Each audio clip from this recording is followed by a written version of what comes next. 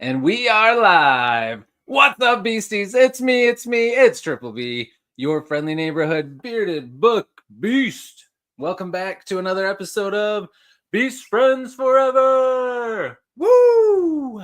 We are going to have a great time tonight. I've been looking forward to this one very much. My guest tonight is very talented in multiple areas. They have an awesome booktube channel. They're a fantastic author. And I'm just so excited to get the chance to talk to them. And they also were one of the first mates in a little thing not too long ago that I was also a part of. And I'm glad they were the first mate because I was the second mate because I was not ready to be first mate. But our team won, just saying. And of course, I'm talking about the fantastic and fabulous Tori Tecken. How you doing, Tori? Hey, Chris, I'm doing well. You were an excellent second mate, by the way. I guess. So I think you're ready for a promotion. I do. We'll see. Oh man, we've got a lot of people already in here. Let's shout out some peeps. We got Mr. Roro's here. What's up, Mr. Roro? Happy book launch indeed. Thank you. Of course, the wizard is here. Who is this story person?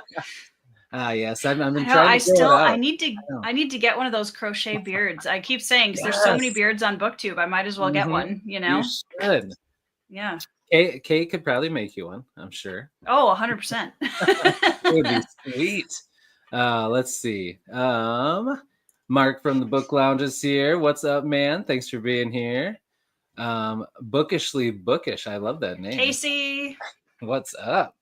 Darko, Kindles and Kicks is here. Darko. What's up, man? Sarah Beth is here. Hello. Thanks for being here. Brian from BellTube. What's up, man? Thanks for being here. Chan Stillen, another awesome author and booktuber. What's up, dude? Steven, thanks for being here. Hey, Steven. Tim McKay. What's up, beastie? No, I did not. Andrew, let me see. Hopefully it's nothing embarrassing, like I've got something in my nose or something. I'll send you a message backstage if you do. I appreciate it. Yeah, no problem. All right, now I just got it. And his text just made me something come to mind that I wish your book had more horses. Brian also wanted that from BellTube. Yeah, he was disappointed in the level of horses for sure. Wow. people just love the horses, I guess. But it makes up for it because it has a reanimated corpse, which is fantastic. You can't beat that. Who wouldn't want that? Yes, way better. Yeah, that is the accessory at the moment. Yes, there it is. ZK and AK is here. What's up, man? And of course, K is here. Hello, K. Get on that crocheted beard. Yeah, K, I need a crochet beard. Ooh, that's true. I don't have a cowboy hat. I was wearing one for the launch party. It is very hot I underneath the ring light. So sorry, guys. That's okay. That's all right. And Josh Marty of Overbooked is here. And John A. Douglas is here. May contain rooting and or shooting. There you go. It's true. It's true. That's the trigger warning on the beginning of the book. Yeah. That's right. Oh, team more horses. Here we go. We started. Okay's got you covered. She's working on it. Fantastic. Andrew, I don't know what's going on with his hat. Or what's going on with all that. Awesome. Well, I mean, of course, there would be all these awesome people here because you are awesome and everyone wants to support you because this is a huge week with the book launch of this beauty up here. So, yes, look at that. I love that cover. It's so cool. Helena Nikolina, she's from Ukraine. And let me tell you what, when I first got the cover from her in my email inbox, I just about fell out of my chair. I was like, are you kidding me? I would have too. Oh, so good. Had you used her for your other books? No? No, that was the first time working with her, and I can tell you it won't be the last. No, heck no. That's amazing. I kind of want to book her for the whole series right now, but my bank account wouldn't like me that very much.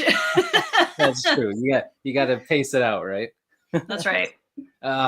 Did you give her like some like an idea of what you wanted on it? Okay. Yeah, so typically for when I'm working with artists, I'll send them like a cover brief, which is like a PDF file that has, depending on the cover, like 2 to 5 pages of like inspiration photos, color palette ideas, or like basic description. So I knew I wanted it to be a setting in the mountains. I knew roughly that I wanted Hunter with Rip, over her shoulder and the shades around them.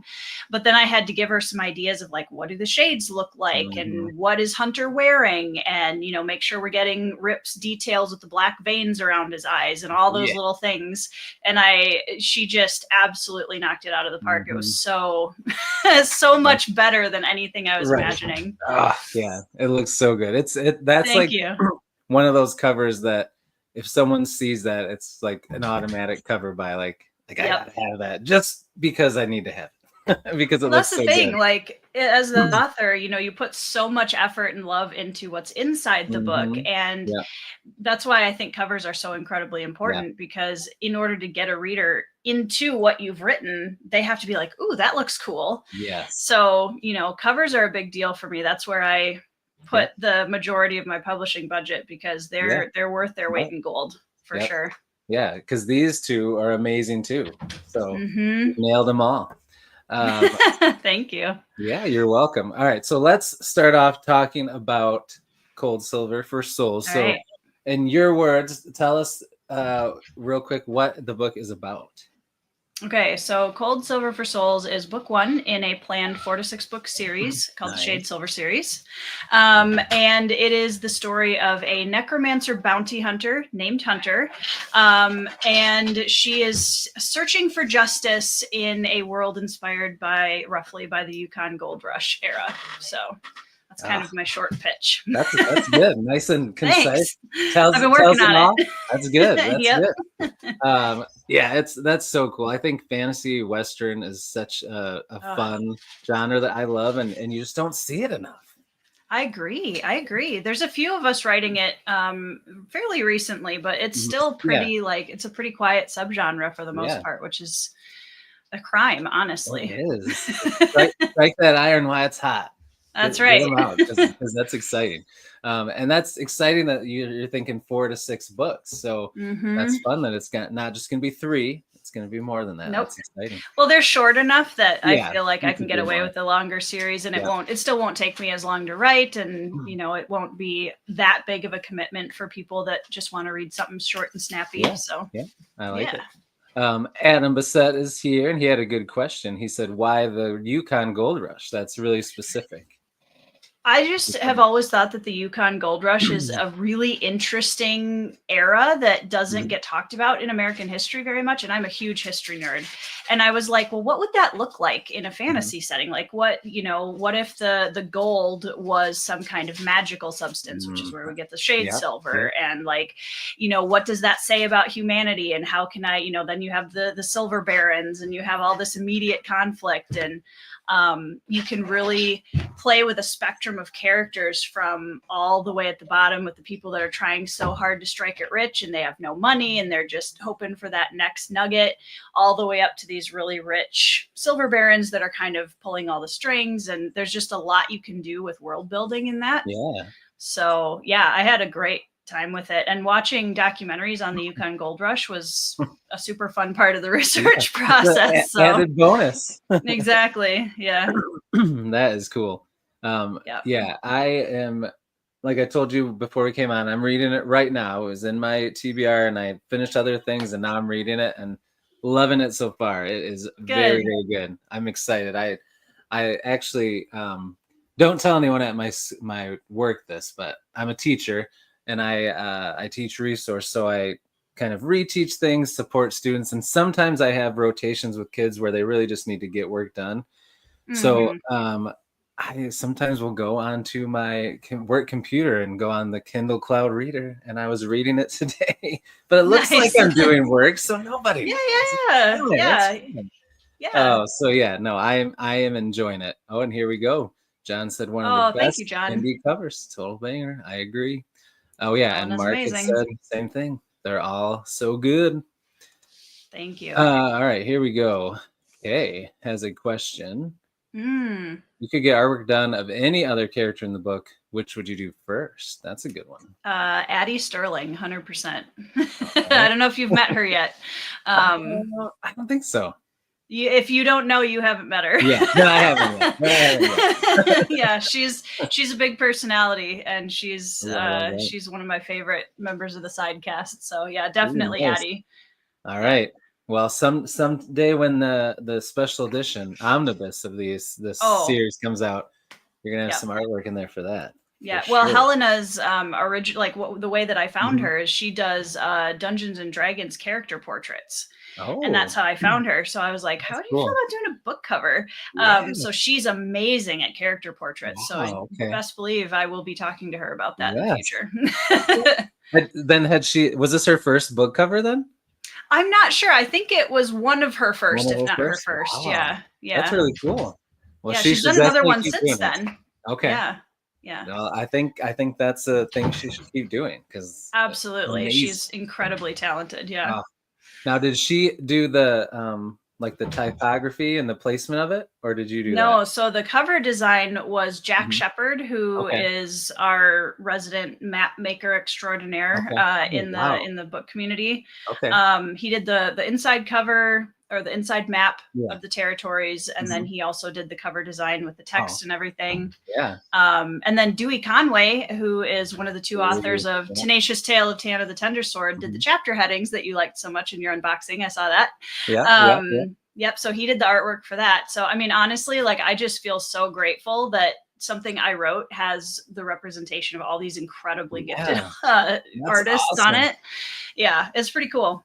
Yeah, well, and it paid off having all those awesome people because it looks amazing. I mean, even like the font and just how it like sits right behind her hat, like looks so good. Jack did such a good job with it. Perfect. Yeah. Yep. Fantasy and Sci-Fi Fanatics podcast is here. Great cover. I agree. All right, so we'll talk a little bit more in a bit about how you got into writing and your journey to the first book phase and some before that people might not know. But but for this book, how long have you been thinking about it, and when did you start writing it? I started writing the short story, which was the origin of this story was the short story I wrote for The Advent of Winter, which was an anthology. Oh gosh, where did I put that? I don't know where it is. That came out. Right, yep, that one right there. That came out in December of 2023, which was only like not even a few days after Bloodstones came out. Yeah. And I had, just finished writing Bloodstones, big epic fantasy, tons of moving parts. And then I was like, I need a blank slate. I need to try something completely different just to give myself kind of a creative reset. And I was like, well, I've always wanted to write a necromancer character because I always play them in video games. And, I thought that would be kind of fun because I want to put my own spin on it. And then I was like, and I've also wanted to write a fantasy Western. So let's just see what that would look like in a blender together. And out popped Hunter and Rip in about 2 paragraphs, and I was like, oh, this is like, I love this character. And so then the short story came out in the anthology, and by the time the anthology came out, I already knew I wanted to expand the story. So wow. So awesome. Okay, very cool. How so far? I mean, I love Hunter, but like I love Rip. I love that character. How did you decide that you were gonna have her kind of sidekick be a reanimated corpse? Well, I think part of it is if I was going to play with necromancy as a plot element, I wanted to really commit to it and see, okay, what do I don't want to just, we have a necromancer character and that can be fun by itself, but like, what do I want to explore with that? What kind of human themes and character themes can I dig into with that? And, it kind of came up with this sort of slightly subverted or aftermath of a revenge arc that comes out throughout the story a little bit. And Rip, I wanted him to be kind of a ball and chain, if that makes sense. And like, he's just there all the Yeah. time. And sometimes you forget he's there and all of a sudden, Yeah. and that was the kind of, because in my world, the necromancy works in a way where you're literally holding someone's body and soul in a way in kind of this limbo where they can't go to either side. Right. They're just Okay. stuck. And so he doesn't have his own like agency really at all. And the implications of that, of how Hunter had to animate him and how she has to keep him animated, and all of that is all part of the story and what I wanted to explore with her character and you know, all of that. So very cool. Yeah. I loved how, and this isn't a spoiler or anything, but early on in the story when she's getting ready to go out on her way, like I loved how he was just like in the horse barn, in the horse stall, just standing there. Yep. She has to rent an extra stall for a rep. Yeah. And then it's just you did a great job. And like then the horse, she had to make sure the horse was away from him because he kind of creeps the horse out. Like he's not quite dead. Right. So like the horses are just kind of like, I don't know about that. This guy doing? Yeah. Yeah. Love it. That's awesome. Yeah. All right. So I am going to, before we get into kind of talking about your journey into becoming an author, I have a question for you. Okay. Tori, do you like terrible dad jokes? Terribly I'm around them. I'm around them all the time. I'm sure you My husband loves them. I was gonna say, I know he probably tells. I'm here for it. Hit me with it. All right, I've got a couple here. Okay. So first one is, what do you call birds that stick together? Birds of a feather. That would be clever, but no. Okay. What do you call birds that stick together? Velcros. Ha! I love it. Womp womp. Love it. All right, one more. This one you might have heard before. Right. This is kind of a classic one. Why did the farmer win an award? Oh, I haven't heard that one before. No? Okay. He was outstanding in his field. Ha! That's a good one. I live in a farm community, so that one's funny. See, I saw that one. Yeah, I like that one. She'll like that one. Yeah. Right. So I've got this calendar, everyone for every day of the year that my kids love. So I always got to read those out. That's awesome. Mark had a good question I should ask before it gets lost here. He said, which character did you have the most fun creating? That's a really good question. I'm trying to think. Well, Hunter's horse, the roan mare, is very fun, actually, to write. She's a big personality herself. Hunter is the easy answer, so I'm trying to avoid her because she's she's the obvious answer. Oh, yeah. I think, honestly, there were so many fun ones. Minor character that you meet in Hunter's hometown is Gertie. She's a very grumpy woman who doesn't like Hunter very much, and she was actually really fun to write. Addie is just larger than life, and I love her so much. Yeah, we got to talk about Addie. She's amazing. Complete opposite of Hunter in so many ways, which is fun. So yeah, I think that's one of the things about a Western world, that just the characters kind of start larger than life. Like you have that old West, everybody's in like surviving out in the middle of nowhere mindset. And you can just immediately bring these big personalities out, even if it's somebody, you know, very small side cast character. It's not hard to inject that kind of Western vibrancy into them very quickly. So it's very fun to write them. Nice. All right. Good answer. We had a couple more people pop in here. So John Stevenson's here. What's up, man? And Jay from Contemplative Readers here. Howdy. All right. So take us back to when you were just a young little Tori, Sprout. A young sprout. Yeah. So what were some things that got you into fantasy? Books, shows, anything like that. And then when did you start writing? And then eventually, when did you decide, you know what, I'm going to write some books for real?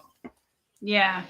That all happened in a pretty short span of time, actually. When I was really young, I read a lot of Redwall by Brian Jakes. I really loved those.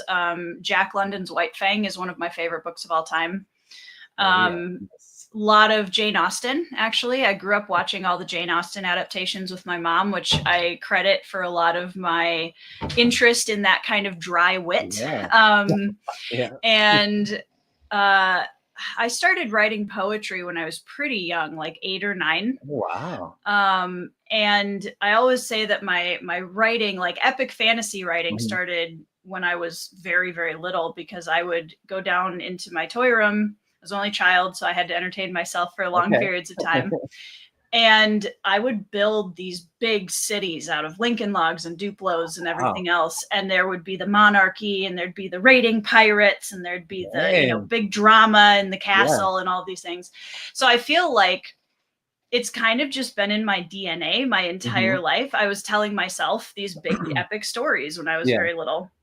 I wrote my first chapter book when I was 12. I was obsessed with horses at the time, and also obsessed with history. And I was like, it would be fun to write like the history of the American West, but through the eyes of a horse. Ooh, like, what would that look like? So I wrote my first one when I was 12, and my mom thought, well, this is a really cool story. Why don't we just self-publish a few copies and we can give them to friends and family. It'll be a fun homeschooling project, and we'll go on our merry way. And we did. And then we started getting emails and phone calls from people we didn't know saying, hey, can I get a copy of this book? Are you going to write another one? And it snowballed really fast. Within a year, I was speaking at public schools and libraries and young writers conferences, and like, it was wild. I traveled all over the United States, doing homeschool conventions and talking to people about how to get kids excited about reading and writing, and did that until I was about 19 or 20. Wow. So yeah, it was kind of wild. That's quite an adventure all through your teenage years, That's pretty awesome. Yeah, it was really a good foundation, I think, for, it was a lot as a teenager. And now as an adult, I'm so glad that I had the positive aspects of that experience, because I think it's really helped me get a kind of a head start in my adult writing career. Oh, yeah. But yeah, Cold Silver is actually my 13th book total. Whoa. And it's 20 years exactly since I published my first one ever, which is pretty cool. That is really cool. Man. Yeah. I've been around for a while. Yeah. Yeah. So how many of the horse books did you do? There's 6 of those. 6 of those. And it goes from like early westward expansion all the way up to the Civil War. Wow, that's awesome. And then I had 2 YA fantasy novels and a poetry book with my then fiance, now husband. Okay. And then a devotion book for young moms that I wrote in my early 20s. And then I had a big break until Phased. Yeah. Yeah. That is impressive. That is pretty cool. Yeah. That's pretty wild. Yeah. Not a normal high school career for sure. No, not the norm. But I'm sure you impacted a lot of kids who are now adults, and got them into reading. That's really cool. It is weird because every great once in a while I'll be in an event and I'll run across somebody who read my books as a kid. Oh, really? And they'll be like, oh my gosh, are you like Victoria Caston? And I'm like, I was, yeah. So that's pretty cool. Yeah, it's pretty cool. Yeah, very cool. So you had that break. Did the break have something to do with probably life and college and family marriage and babies Yeah. So then at what point did you decide to get back into it? About 2018, 2019, I was really feeling that itch that I knew, like, writing's always been the thing that I do to express myself, Mhm. and that's very uniquely me. And I knew that it had been so long, and I was starting to feel it. I was starting to Yeah. feel a little atrophied. I was like, I need to Yeah. write something. Yeah. And I remember having a conversation and getting really heated about Twilight and the effect that it had had on the book industry, Mhm. and how I disliked certain aspects of it. Mhm. And I was like, well, werewolves are cool. Like, they can be cooler than that. Like, I want to write about Yeah. werewolves. And what would I do with that? And that's where Phased came from. Nice. Okay. And that was published in 2020. And then So here we are. that was, And it yeah, just the took rest off is from there. history. Yep. That is very Yeah. cool. Yeah. Heroic Book Adventures is here, and they asked Mm. what historical periods are your favorite to learn about? Oh man, I've always been a big nerd about ancient Egypt. That is I've cool. always, goodness, like Mongolian Mhm. history, the Khans, um, Goryeo and Joseon era Korea are big Oh ones for wow. me. Okay. Japanese samurai, feudal Oh period yeah. Japan, Very cool. like Viking era, anything. Like, I'm pretty much just, I like to learn about All of history, it. and especially ancient world. Oh yeah, Yeah, for sure. That is cool. yeah. Now, I always loved history too, and I remember like nerding out. I love the History Channel, especially back in the day. I feel like Mm, now they have a lot of modern stuff on there too, just to yeah, get people to watch it. But did you ever yeah. watch the History Channel back in the day? Some, yeah. My Yeah. grandfather is also a historian, and he has a book out on the Civil War, Minnesota Oh First wow. Regiment's involvement in the Civil War. Okay. And so, I mean, I just grew up around Civil War, World War II stories, History Channel, everything. Like, my grandpa was very heavy into that. And so those are kind of like my comfort zones, because I'm so Mhm. used to them. I love learning about the Civil War and World War II, Oh especially. yeah. So yeah. Yeah. That is Yep. cool. Awesome stuff. Sarah Beth loves Egyptology. There we go. I would love to write a fantasy with some Oh, ancient Egypt influence at some yes. point. I That haven't is figured out the right storyline for it right. yet, but That would be yeah. awesome, though. That Hmm. would be really cool. Yeah. ZK and AK said that is almost probably older. When did the first? 2005. 2005 was the first one. Yeah. Wow, let's see. Where do I got? I don't know. I don't I got have it anymore. the grade itself here. Let's see. Okay. We'll find out. Two. Oh yeah, way or older because the first two that I actually no, never mind. I almost said 2015. That was the first Orbit edition, but Mm. 2006 Yeah, I could have was given when it. Joe Abercrombie So some debut see, author advice, you there know? you go. Yeah, Missed my exactly. chance. You did. You did. Man. Well, now you can hold that over his head someday. I will if I ever meet him. Be like, Joe, guess what? Guess what? Wrote my first book before you did. Before you did. Oh man, we're Yeah. learning so much. All right, now the cool part that I love when I get to talk to authors who are also booktubers. So how did Mm. that journey go for you? How did you first find booktube, and then when did you decide to do your own channel? I've always watched YouTube channels for Mhm. random things, and started getting into fantasy, and realized, oh, there's a whole bunch of people on the internet that talk about fantasy. That's Yeah. pretty cool. Because I don't know how many people are like this, but I feel like a lot of us live Mhm. in like our physically close sphere of people. Yeah. You get really passionate and nerdy about your fantasy books, and they're just kind of like, yeah, Cool. Yeah. cool. That's awesome. Yeah. Yep. Yep. So I started my channel on January 1st, 2020. And it very quickly became a really fun hobby, and I just enjoyed being able to be part of the larger discussion on books. And I didn't find our fantasy community Mhm. until 2022, Okay. when I discovered Petrick Leo. Yeah.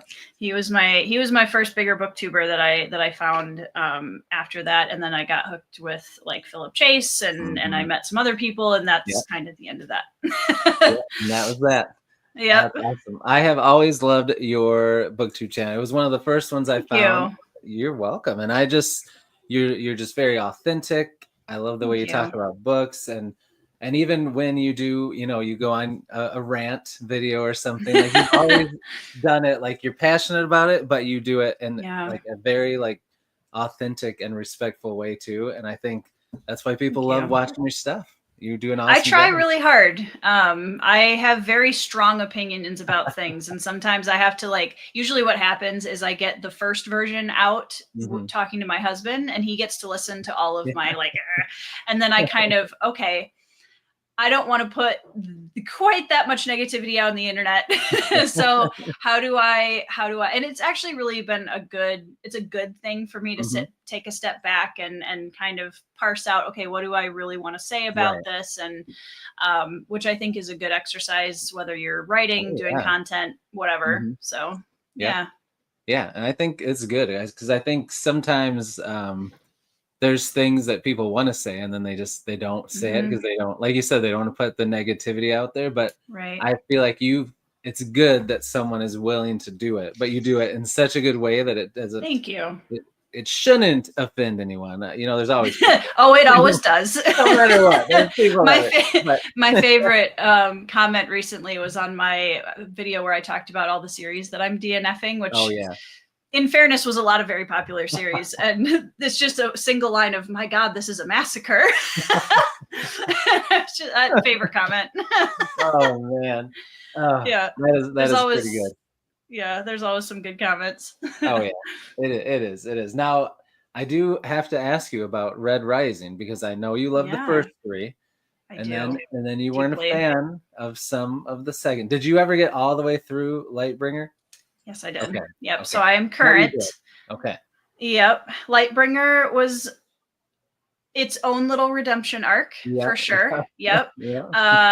Dark Age still stands as one of my most disappointing reads ever.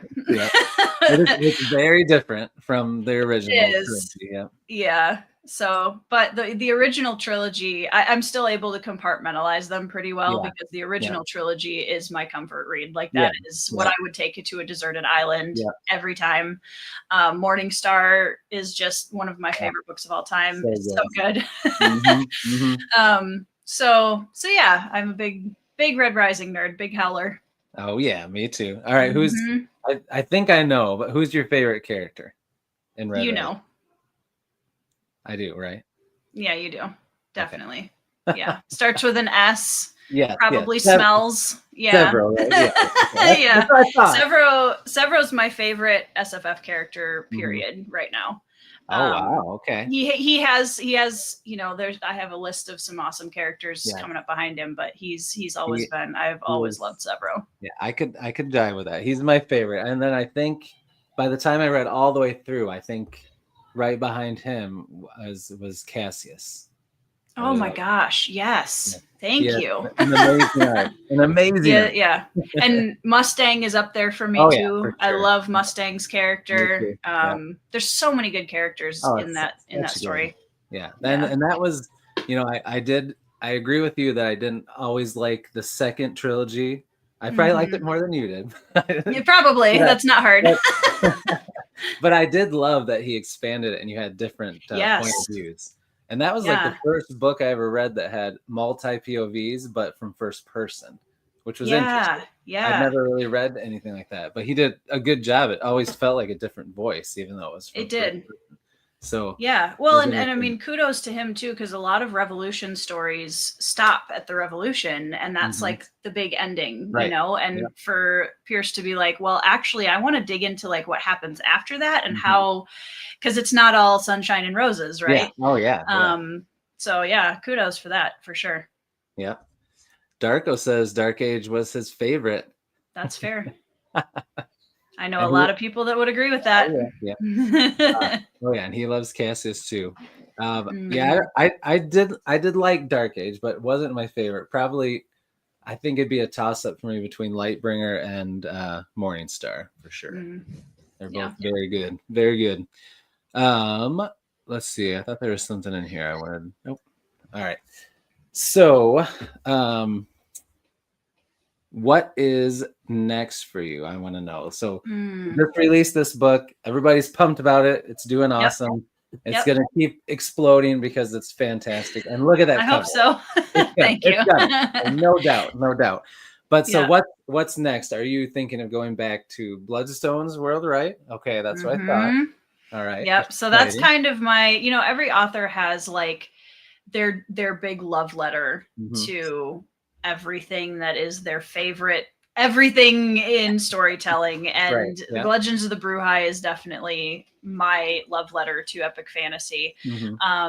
And I needed that step away. I needed something fresh to keep my creativity going last year.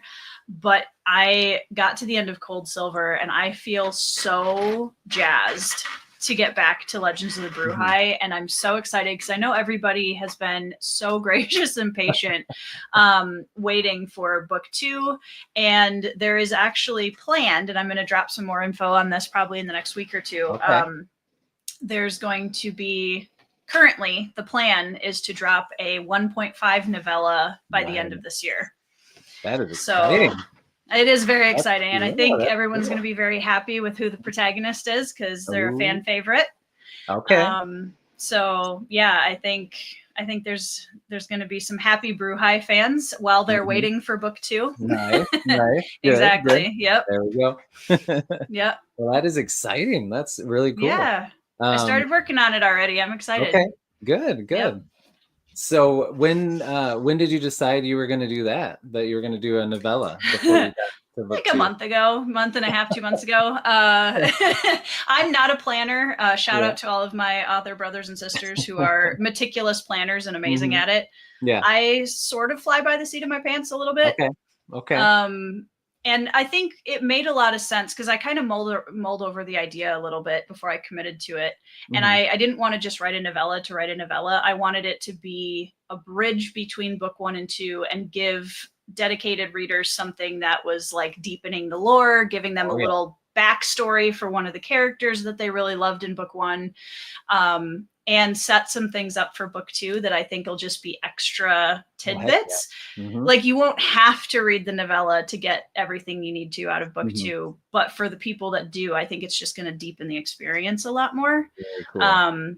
And I mean, I love spending more time in my favorite fantasy world, so I hope that the readers enjoy the extra time with this specific character as well. All right. Very cool. I love novellas and I think most fantasy lovers do as well. So that is exciting. And I feel like that's such a great opportunity for indie authors because you just don't see novellas. I mean, you're starting to see it a little more with traditional ones, but it's not. I just feel like it's such a great way to like keep people interested and engaged in that world and tell stories from different POVs that maybe you can't do in the bigger story. In a full, Well, and I know, it's my current trajectory is that I'm hoping to have the Queen's Wolf, which is book 2 for Bruhai, out by the end of next year. But I know that that's a long wait for the fans. But I also am very committed to writing the best version of the book that I can. So I'm not going to rush it. But my hope is that the novella will be a way for people to get back into the world and spend a little bit more time with something new while I am working on Queen's Wolf. So awesome. That is very cool. All right. So you mentioned not being a big planner. So that brings me to the next set of questions I have about the writing process. So first one, now we already know the answer, but on the spectrum of plotter versus pantser, you're probably pretty far over more towards the pantser side. I'm definitely a good ways past the center line. I've gotten more I think part of just becoming an author in general is learning what your process looks like, and it's going to be different for everybody. So for me, if I get stuck, then I'll sit and I'll like try to outline Okay. the next few scenes and try to, Yeah. okay, what am I missing? Where am I going from here? But for me, I view my writing very much as a discovery process, and I like to walk into the room and just look around and see what I'm seeing, and that's what I put on the page. And if I plan the entire thing out too much, then the joy of discovery leaves the room, and I get bored. And I don't want to. I'm like, well, I already kind of wrote it, so like, it's not fun anymore. Yeah, that's true. Yeah, I don't have a good enough attention span for that. So part of it is just really deeply knowing my characters, trusting my characters enough that I can walk into a space or a scene and be like, all right, let's see what happens, and know that they're going to lead me in the right directions. And if we need to tweak something or fix something later, we can. So I like it. I Yeah. think that's a good thing to bring up about being more of a pantser, is if you don't have everything planned out and you're really letting the story and the characters lead you a little bit, I think it makes it more fun, because it's almost like you're reading it as you write it. Yeah. You know? Yeah. And it's cool. I think there's a level of like authenticity to that too, because life is that way, right? We don't always know what's coming next. And I have the general outline. I have all the major beats. So like the Bruhai trilogy, I know the ending. I know the big beats of each of the books. I do for Cold Silver series too. But it's all the stuff in between that I get to play with, and that makes it more fun. Yeah, for sure. Britton just popped in here. He said he was watching one of your videos, so he decided to pop in. Sweet. Thanks for being here, man. Here, I haven't read Phase yet, but I thought this was a good comment. So you must I better get ready before I read Phase then, if you're gonna put us through some stuff. In some ways, I think Phased is the darkest book I've written. Really? Okay. Honestly, yeah. Which I think a lot of people don't expect when they go into it, because they hear like, oh, it's kind of straddles the line between adult and YA, and it's paranormal, and people have connotations with that. Yeah. I promise it is not like any paranormal you've read before. And it's an exploration of PTSD essentially. Oh, wow. So yeah, I mean, it's. So for Zach, for your question, I would not say that Cold Silver is as dark as Phase, despite the necromancy element. I do put her through some things because it's me. Yeah, I love that emotional damage. But it's not. Yeah, I don't think it's as dark as Phased. Okay. Yeah, it leans more towards the action adventure side with some darker themes, but it's not as dark as Phased, in my opinion. Nice. Okay. Yeah. Very cool. So hopefully that eases your fear a little bit. Don't be worried now. Yeah. All right. So next question is, when you're writing, especially if you are trying to meet a deadline or you're trying to get like a book done on time, are you like a creature of habit where you write at the same time, the same place every day, or you have kids, so do you just write whenever it works? Do you make goals, like weekly or daily goals for writing? How do you handle all of that? Usually the closer I get to the deadline, the more panicked and deadline heavy I get. I'm also pretty flexible. Like, I set tentative timelines for things, but I'm also very careful not to force something before it's ready. So me even putting a tentative date out there for the like roughly date out there for the novella, I feel more comfortable with that because it's a shorter piece of literature.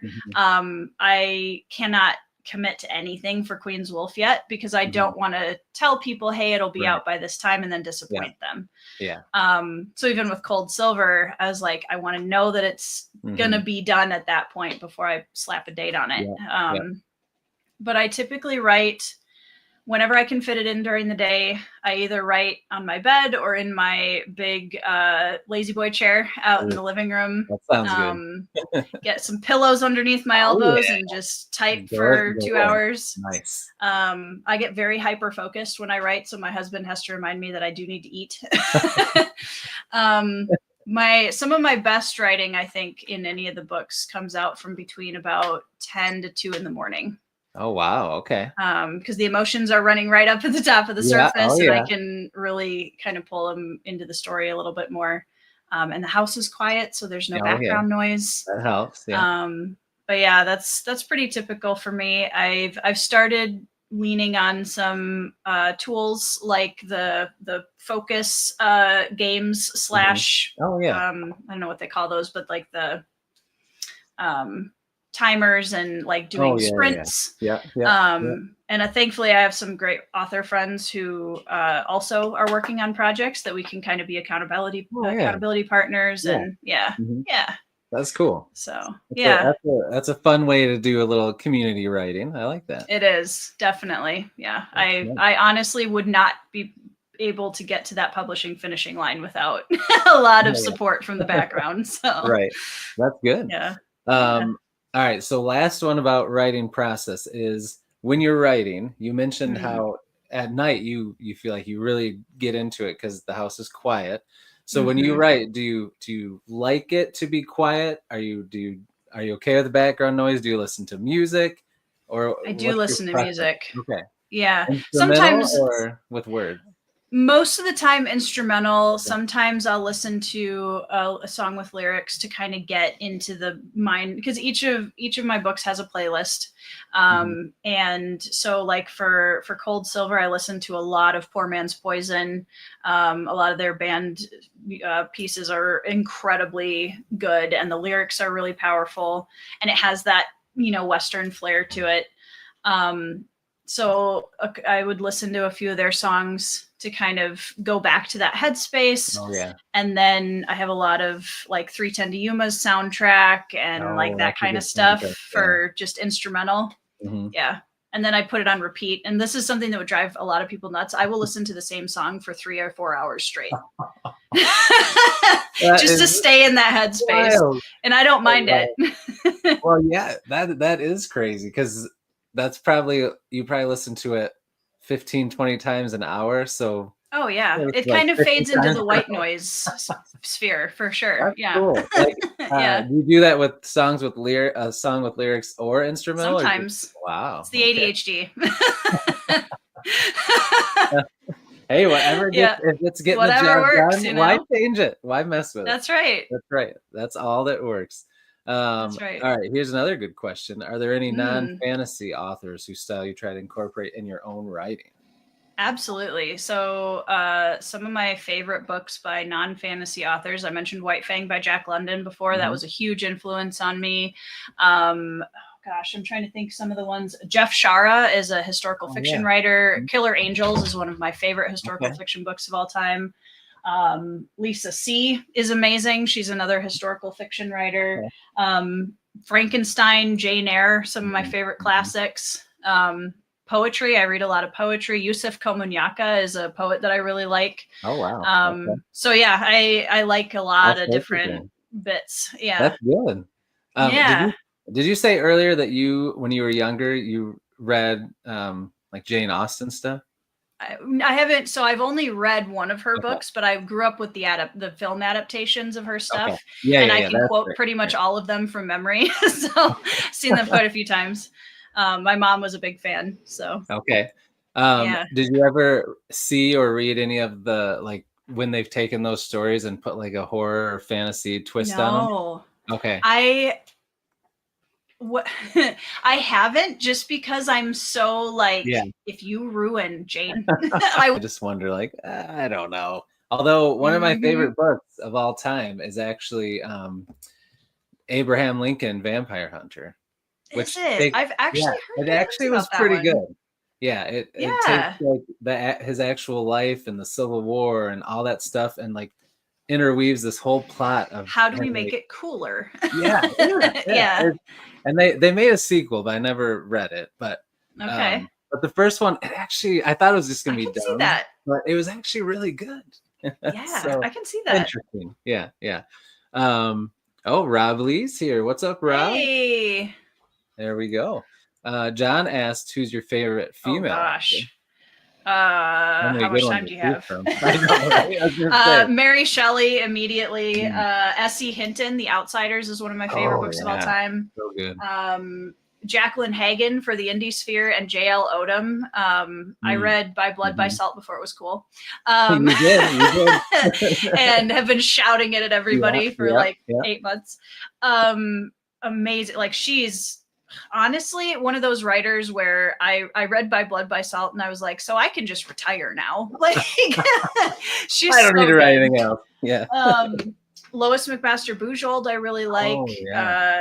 Juliette Marillier is excellent. Daughter of the Forest is a phenomenal fantasy book. I recently read a sci-fi by Elizabeth Moon that I really enjoyed. Oh, okay. So that's a few. Yeah, that was good. Good answer. Okay. I like a little sci-fi. Elizabeth Moon. I'll have to look it up. Yeah, that's the Serrano legacy. Hunting Party is the first one, and it's very. I'm not very well versed in sci-fi. Yeah. But that was really interesting, and I was surprised at how much I enjoyed it. Yeah. Cool. Awesome. It is that good. It is. Yeah. I have it. It really is. And it's probably my favorite indie book I've ever read.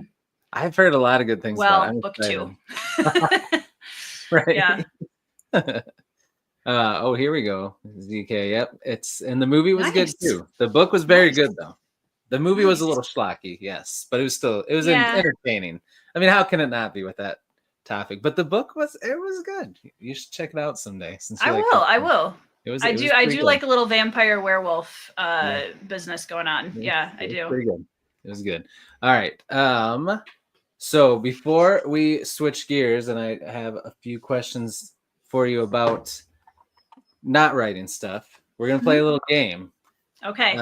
I have these cards, 1 minute mystery cards. Oh no. Okay. You're gonna have to solve the mystery, but the chat can help you. The chat can help. Okay, chat. I'm gonna need your help. I'm horrible at these. Help me out. So let's see. Let me make sure I'm doing ones we haven't done yet.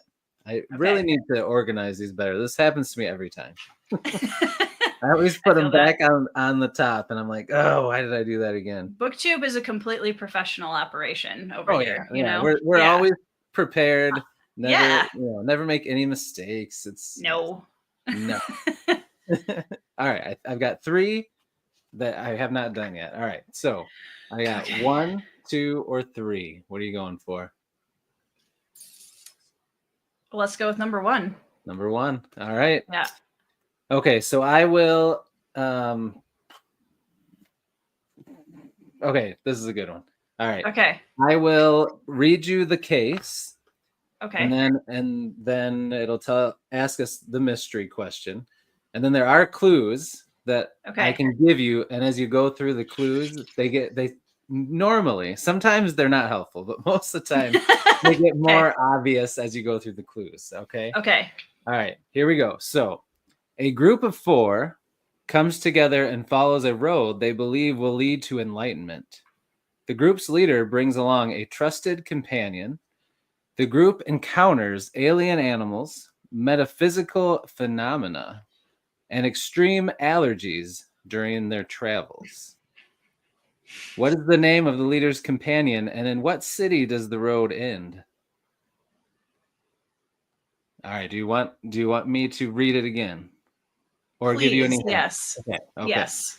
Now that I've heard the ending. Okay. All right. So a group of 4 comes together and follows a road they believe will lead to enlightenment. The group's leader brings along a trusted companion. The group encounters alien animals, metaphysical phenomena, and extreme allergies during their travels. Is this based on a book? It could be a book or a movie or both. Okay. Do you want any clues? The first clue actually might start to give it away. Okay. You ready for the first clue? Yeah. Yep. All 4 members of the group sing.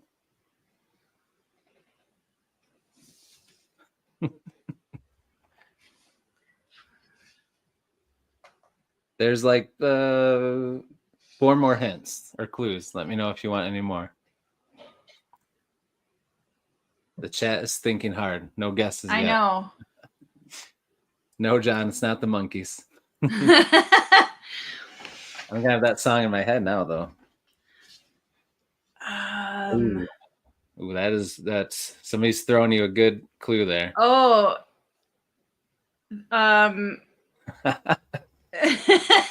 okay. They're going to Oz. Now and the trusted companion is, oh my gosh, what is the dog's name? I would have forgotten too.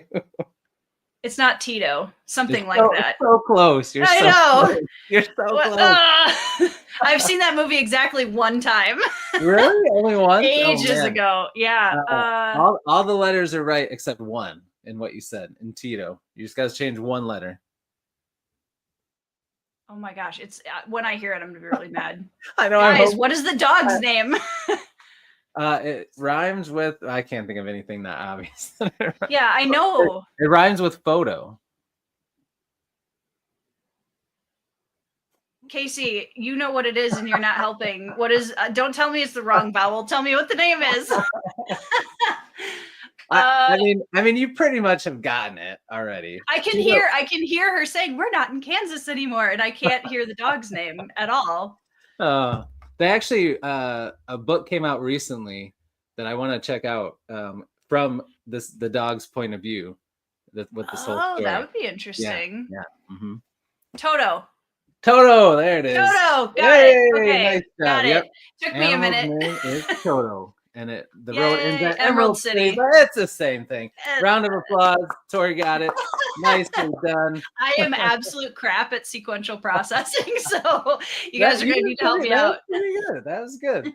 So, and that was a fun one. Sometimes they're based on books or movies, and then sometimes they're just like random generic ones. Yeah. So that was a good one. That was a good one. That is a good one. Yeah. I think that book is called, it might just be called Toto. I'm not sure, but it's supposed to be really funny and like poke fun a lot at the story. So I kind of want to check it out. Yeah, I saw it. The only time I've ever seen it is, oh gosh, how long ago was that? Like 4 or 5 years ago. And my husband was appalled that I'd never seen it. And afterwards I was like, okay. Yeah.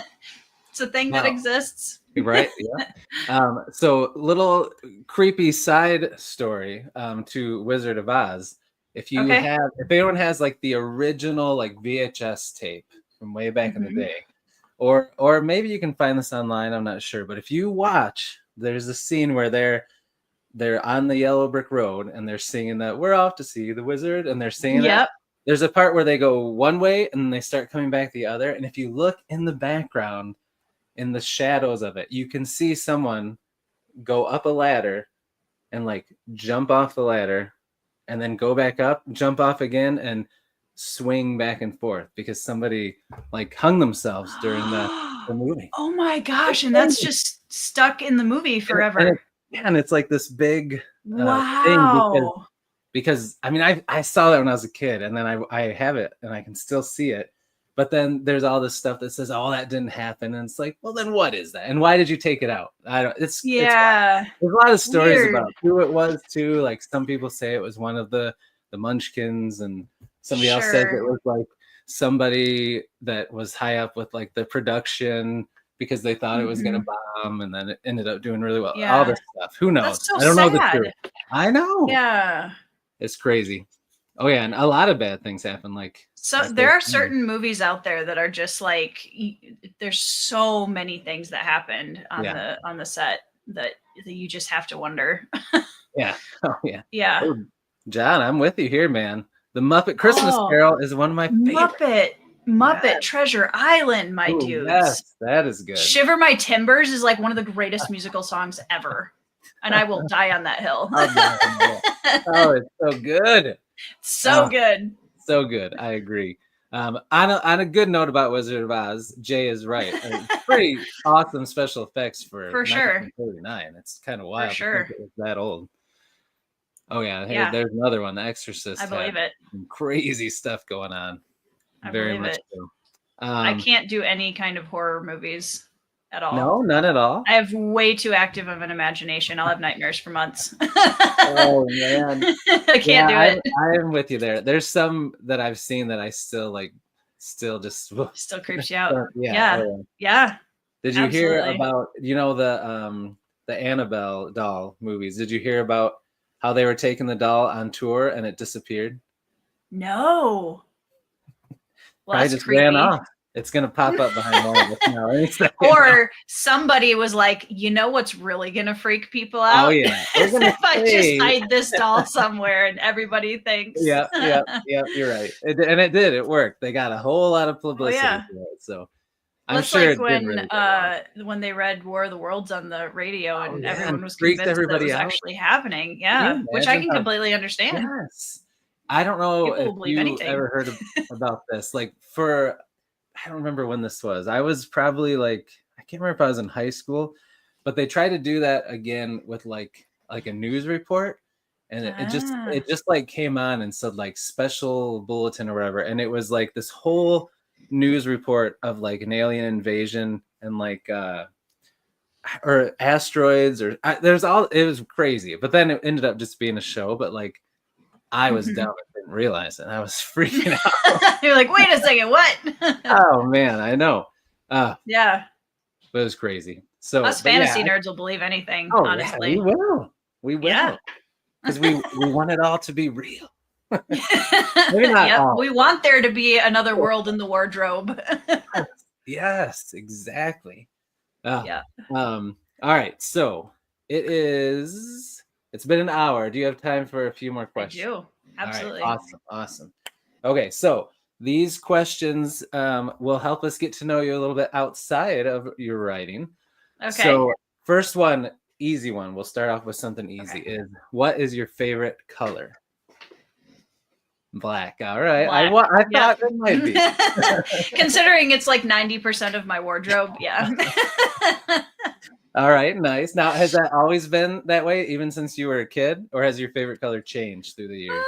I mean, I went through black has been it for quite a long time. Okay. I would say like junior high, probably. I was quite a bit of an emo internally. I went through like I really liked silver for a long time. Okay. Purple was on there for a while. I think that was kind of the teal, kind of that vein. So yeah, I mean, but it's been black for a really long time. Okay. So I like it. Yeah. All right. Before I ask my next question, John always has this question for everybody that comes on any live stream. So we got to ask it. Oh If man. you can cite any author, and I'll add to it, and I'll say or booktuber because you're in both worlds. Sure. In a no holds barred cage match, who would it be, and do you think you could win? Oh man. This one's tough. I'm pretty scrappy. Oh yeah, that's true. Yeah. Booktuber. See, like the part of me that always wants to fight above my weight class is immediately answering some names that I know I wouldn't beat.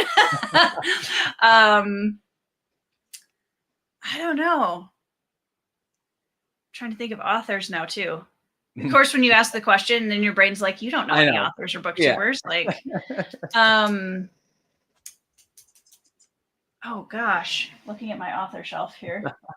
Well, I wouldn't fight JL Odom, I can tell you that, because she teaches jiu-jitsu. So no, we would not want to do that one. Right.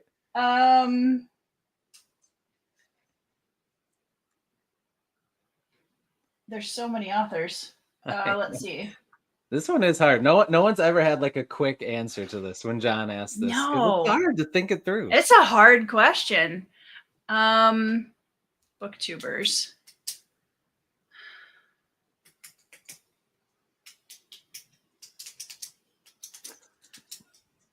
Do I have a feud with anyone currently?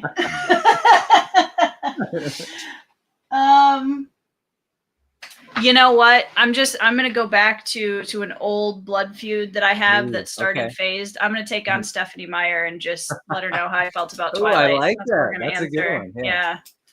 And I would win. Absolutely. Yeah, you would.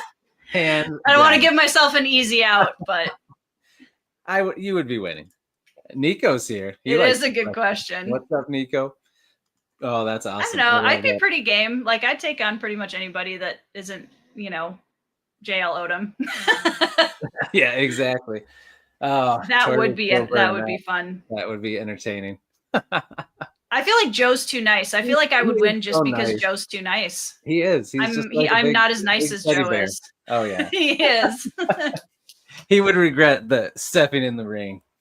Yeah, we'll do an Undertaker tombstone pile driver for Stephanie Myers. Yeah. Yes, through the top. Yeah, through the top. That's right. Oh man, did you ever watch wrestling back in the day? Oh yeah. Oh nice. Yeah, that's one of my trump cards that people don't often guess about me. Is I was a big 90s, early 2000s Undertaker and Kane art. Yes. Yep. Rey Mysterio was another one I really liked. Oh, yeah. Hardy Brothers. Yeah. Yes. Oh, it was so good back then. It was. So good. It's not the same anymore. Hasn't been for a long time. Joe, I did not know Joe knows jiu-jitsu. He does, but I don't think he would use it. That's the thing. That is true. I just can't. He's too nice. That's fair. That was a good answer. Well done. Thank you. Thank you. All right. So next question: what is your favorite food? Oh, everything. I'm a big foodie. I love food. I do love Asian cuisine. I love any kind of like rice or noodle dish with some kimchi on top. Ooh, yeah. I do like pizza. I mean, that's an easy comfort food that mac and cheese, like a homemade mac and cheese. Homemade. Yeah. Honestly, like a weird, super, super basic that is always my go-to snack when I'm writing at like midnight is buttered toast. Oh, hey. Can't beat it. Good. Classic. It's like the most Scandinavian thing ever. Just butter and toast, and that's it. That's good. I like it. All right. Nice. Very nice. Speaking of food, it made me pop in my head. I love that that video that you and your husband did when you guys tried all those different snacks. Yeah, that was a while ago. That was a good one. There were some. Like they were not enjoyable. Most of them. Some of them were not very good. No. Oh, that was a good one. Yeah. That was an experience. Right. Yes. It definitely was, and we all enjoyed watching you go through it. Anything for views, right? You gotta do what you got to do. That's right. All right. So next question: we know that you're a great writer, but what is a talent or hobby, or both, whatever you want to share, that you have that most people might not know about? They won't know about.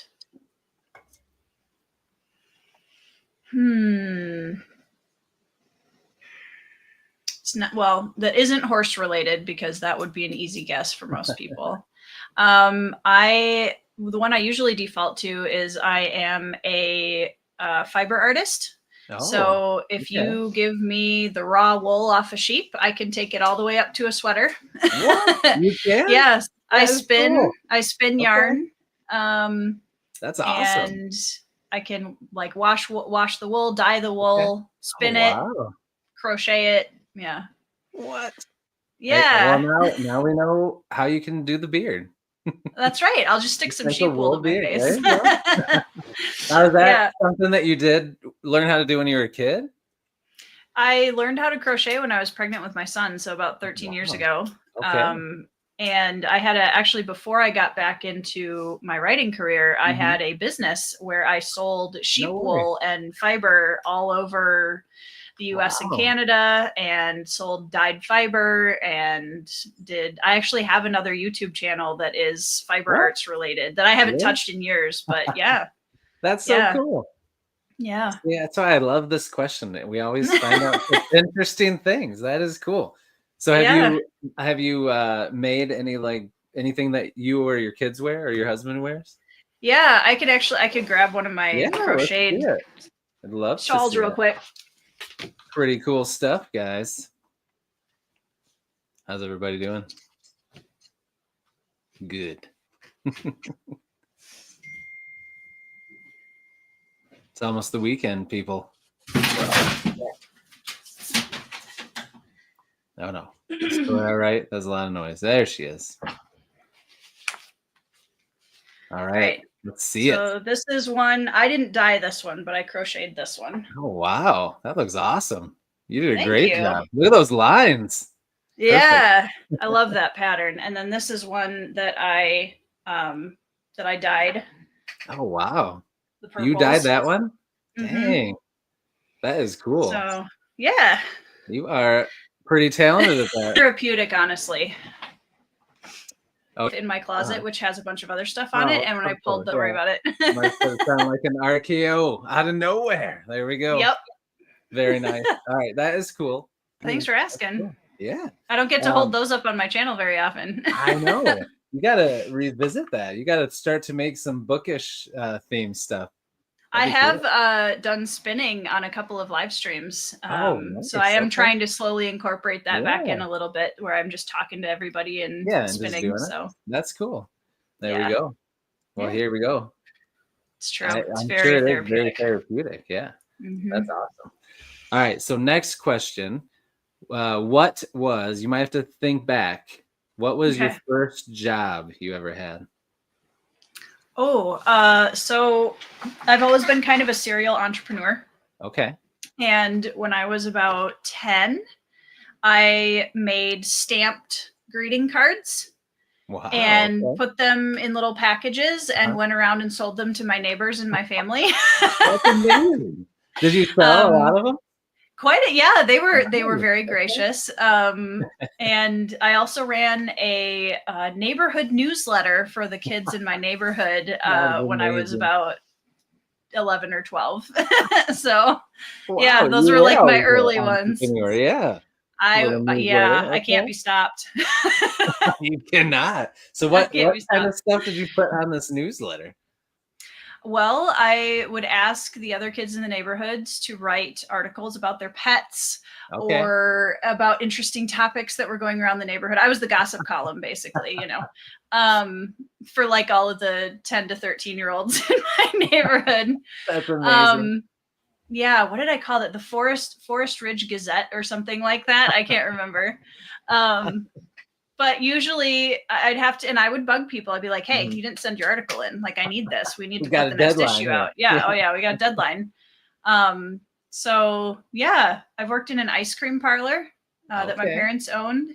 Oh, nice. So I can make a cappuccino, and they had like ice cream and coffees and stuff.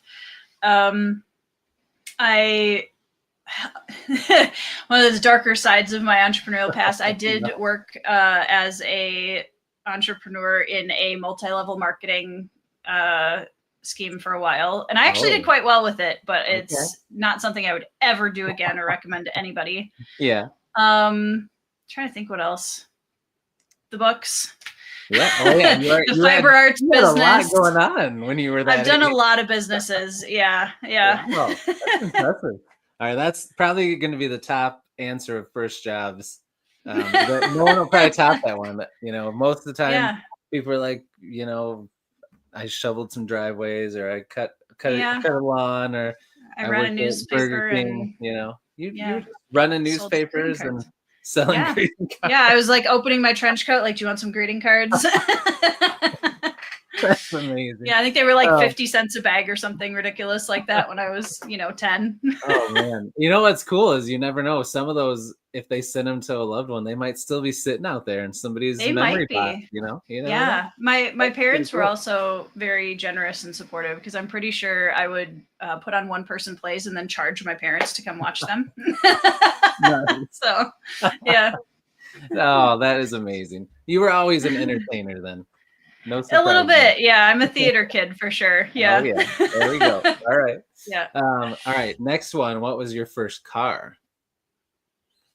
Well, the first car that I ever owned, I joint owned with my husband, because we got married very young. I was had been 19 for 2 weeks when we got married. Oh wow. He had a silver Volkswagen Beetle named Tina. Ooh. Nice. A Beetle. That was our first car. Yeah, that was our first car. And then we found out we were going to have a baby, and the idea of trying to struggle a car seat into the back of a Volkswagen Beetle was not. Yeah, no. Oh man.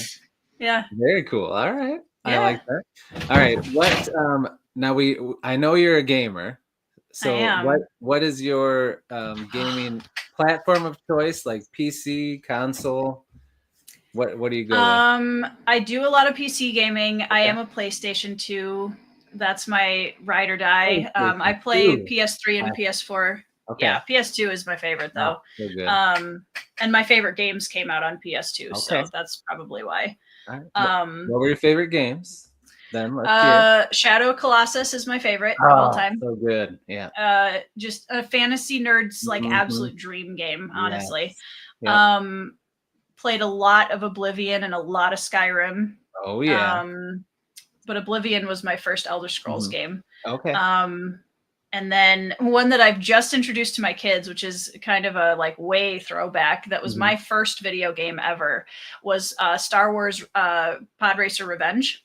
Oh, nice. That is still one of my. I love it. It's actually like game, my kids are like, "This is really hard." I'm like, "I know." It was hard. Yeah, for PC, I've recently really been loving Subnautica. Oh yeah, I've never played that. I know what you're talking about. It looks really cool. It's such a beautiful game. Honestly, like I have very severe fear of the ocean. Oh yeah. And so I was like, let's play a game where you're like deep under the ocean the whole time. That'll be great. But it's actually been really weirdly good exposure therapy for me to just do little bits of it at a time. And like, it's absolutely stunning game. Really really good game. So yeah, cool.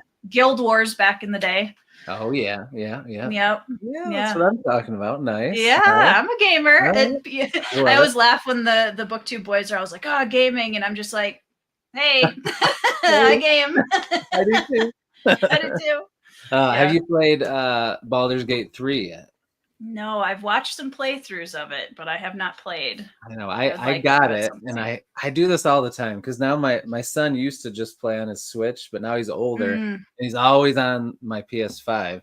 And I get games because I'm like, oh, I can't wait to play that, and then I never play them because he's always on it. Yeah, we just recently got a PS4 from a very generous friend, and I'm playing Ghosts of Tsushima for the first time.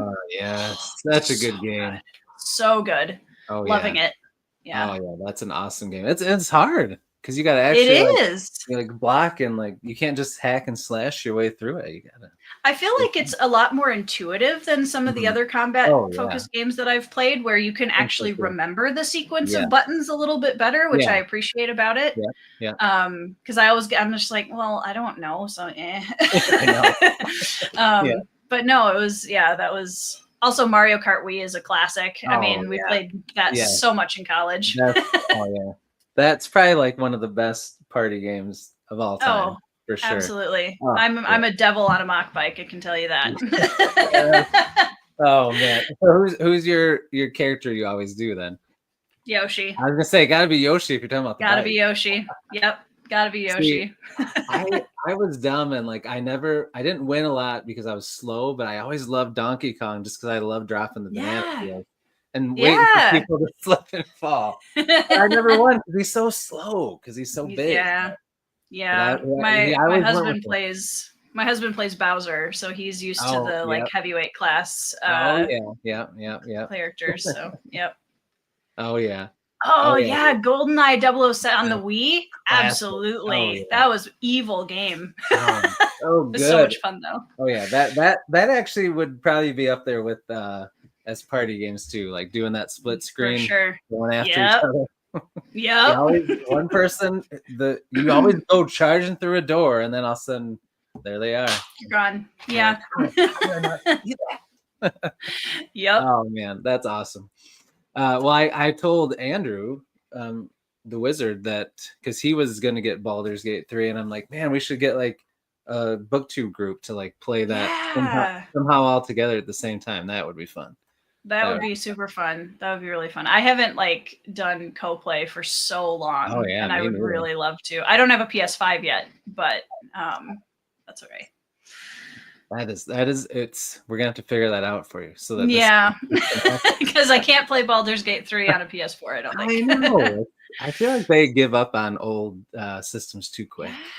Although I will say I was very pleased to see that we could get a lot of the older games like Shadow of the Colossus and Racer Revenge on the PS4.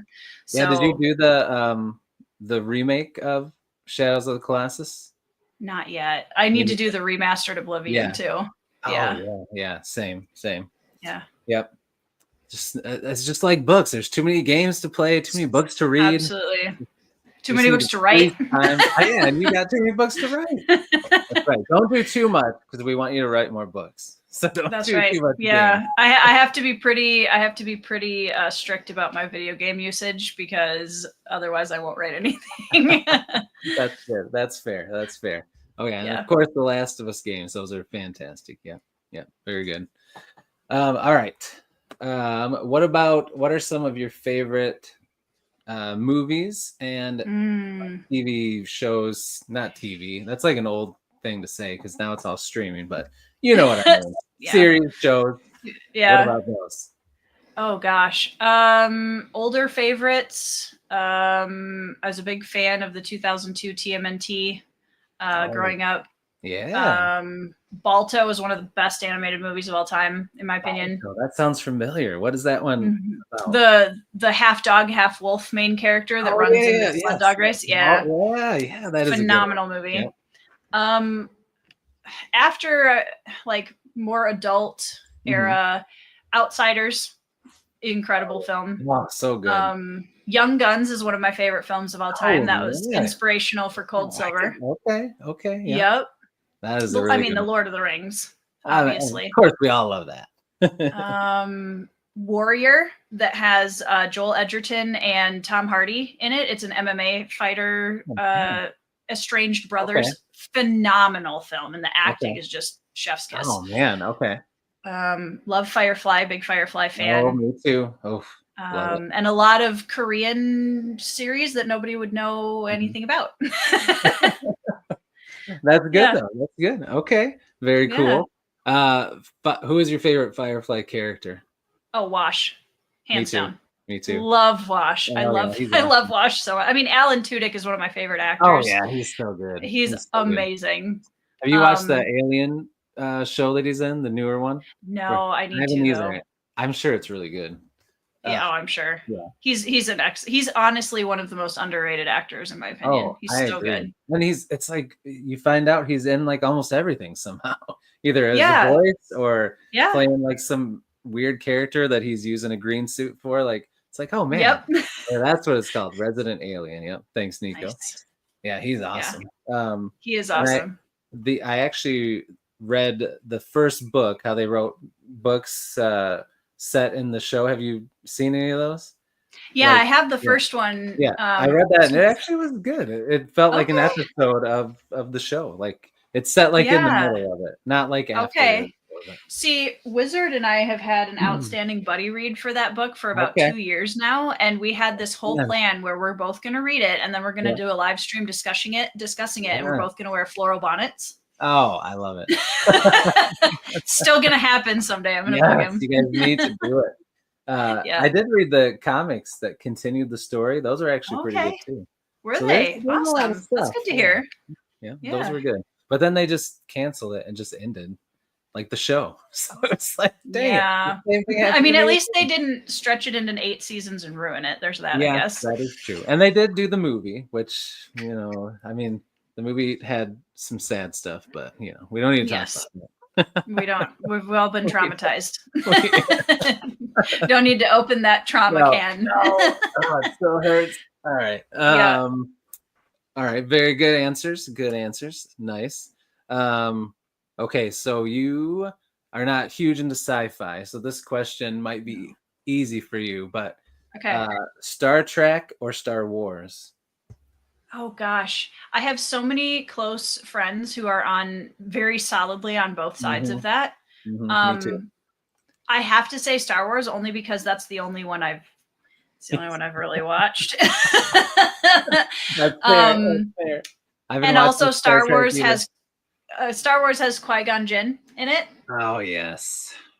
I mean, there's he's not in. There's no one like him in Star Trek. So no, there really isn't. Cannot stand Luke Skywalker's character, though. So, That's fair. That's fair. There's a balance there. Fair.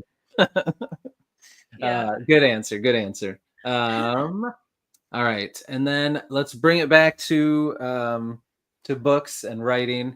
What is your favorite name? Let's say your top 3 favorite books. Ooh. And your top 3 favorite authors. Ooh. I know, it's tough. It's tough. Ooh. You gotta do it though.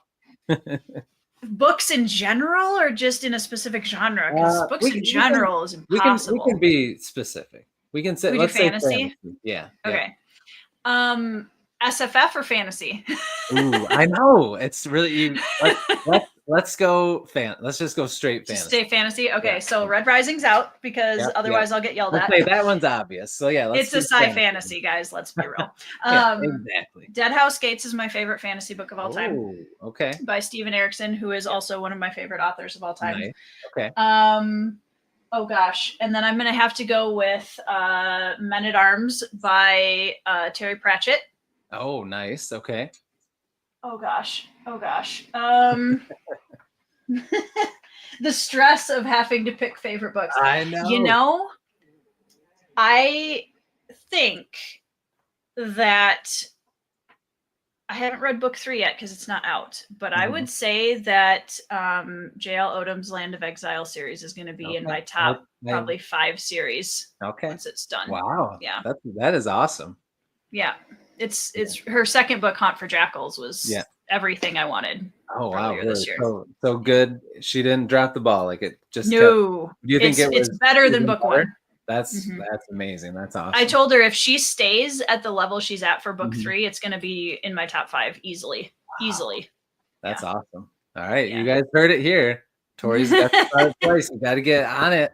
Now that it's cool, you definitely can get on it. Now that it's cool, you got to jump on the bandwagon. That's right. That's right. It was very validating, to be honest. I was like, see, I told you guys. I know what I'm talking about. So good. And she's so nice. I've talked to her a few times. She's a very lovely person. She's awesome. She is. She is a lovely person. Yes, for definitely. Sure. Here's a good question for you. When are your homespun headbands for sale in the merch store? Oh gosh, I haven't sold fiber arts for like 5 years, 6 years. I don't know. You know, that would actually be cool at some point to do like a little crocheted something or other in the deluxe boxes for one of the books or something. Yeah, that's a great idea. Yeah. I do want to write a character at some point in one of my books that is a shepherd or a fiber, like more deeply explore fiber artist kind of nerdiness in one of my books. So that'll happen at some point. Yeah, I like it. We should definitely do it. All right, so this has been a blast, and I could talk to you all night. But it's 9:30 where I am, and I have kids, and my wife does not live where I live anymore, so I have to get them to bed. Solo dad. Yeah. And if anybody that hasn't watched anything of me, that's just temporary. Nothing. That sounded really bad. She took a new job out of state. I'm moving soon to join her. It's all good. We're good, but she's just physically not here. Okay, good. Anyway, I just thought about that. I'm like, that sounded bad. So anyway, this has been great. Thank you so much for coming on. I appreciate it so much. I had a blast chatting with you. I will give you the floor before we go to say anything, to shout out anything. The floor is yours. Thank you. Well, first of all, thank you for having me on, Chris. I really appreciate everybody taking their time to let me come on their channels and talk about my books. I really appreciate that. And honestly, BookTube and the reading community is why so many indie authors get a boost when they start. And I can't say enough thank yous for that. In terms of Cold Silver, you can get it on Amazon in ebook and paperback. If you want the fancy signed paperback edition, you have to go to my website, which is toritecken.com. And you can get the signed paperback. And I still have goodies if you want to get the deluxe box edition with all of the extra cool things in it. And if you want to see what those are, just watch Chris's unboxing Oh, by yeah. pointing the right way. Point both ways. You got it. Yeah, we'll get there. Yeah, and keep an eye out on my socials for the name drop of the novella for the next Yes. Bruhai installment in the next couple of weeks here. And yeah, just big thank you to everybody who's been so supportive for the launch this week. I've really appreciated it. Awesome. And Tori's website is linked in the description down below. And yes, I just put out a short to kind of promote our chat, but also to show off the swag, the awesome swag with the book. So definitely, if you're interested in getting it, I would go to Tori's website and get it. So you can get it signed and get the extra goodies linked down below in the description. So definitely check it out, guys. So yeah, that is it. I will be back on Sunday. So I'll look forward to seeing everybody then. And until then, everybody have a great night. Thank you, Beasties, for being in the chat. Oh, I should point out Brady Spiker popped in. Thanks for being here, man. We appreciate you. And we appreciate everybody watching on Team Replay. Thank you for doing that. But that is all the time we have for now. So everybody have a wonderful night. Have a great weekend. I'll see you in the next one. And until I do, devour your TBRs. Be brave, be beautiful to one another, and be beast.